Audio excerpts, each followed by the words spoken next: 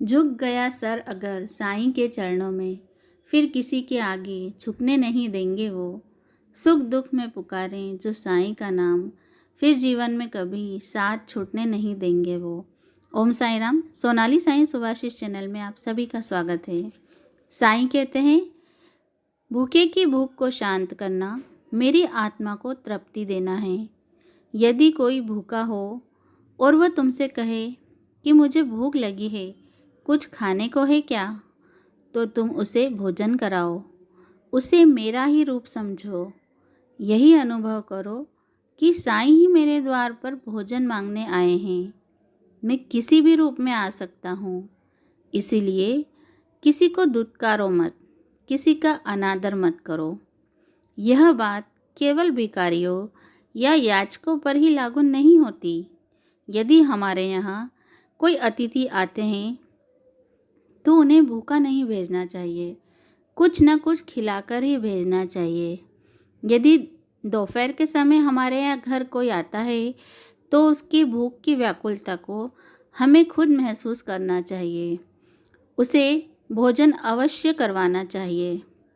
पुराने समय में चाहे लोगों के पास पैसा कम होता था, पर वहाँ किसी के घर से कोई भूखा नहीं जाता था।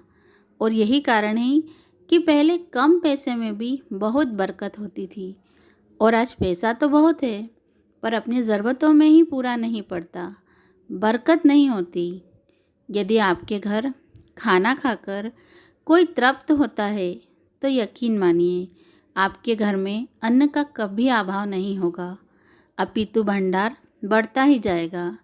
और साथ ही साथ आपकी आत्मा को, आपके अंतर मन को भी इतना संतोष मिलेगा। यकीन मानिए, करके देखिए।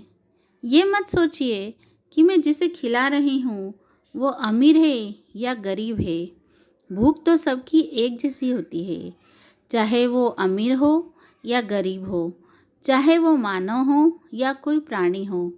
किसी की भी आत्मा को तृप्त करना साईं की आत्मा को तृप्त करना है। आप चाहे एक कबूतर को दाना डालो, एक चिड़िया को दाना डालो, अगर उसकी आत्मा तृप्त हो गई तो उस चिड़िया में भी साईं का वास है, उस कबूतर में भी साईं का वास है, उस चींटी में भी साईं का वास है जो आपके घर से शक्कर का एक दाना खा के तृप्त हो जाती है। तो साईं हर जीव में, हर प्राणी में बसे हैं। हर प्राणी में, हर कण कण में साईं का वास महसूस कीजिए। ये साईं के आशीष हैं जो बाबा समय समय पर अपने भक्तों को दिया करते थे। अगर आपको ये साईं के आशीष अच्छे लगे हों तो इस चैनल को ज़रूर से सब्सक्राइब कीजिए। साईं के आशीष में हम यही जानने की कोशिश करेंगे कि आखिर बाबा अपने भक्तों से क्या चाहते थे, उन्हें क्या पसंद था। तो बाबा से जुड़े रहिए, हमसे जुड़े रहिए। ओम साईं राम, जय साईं राम।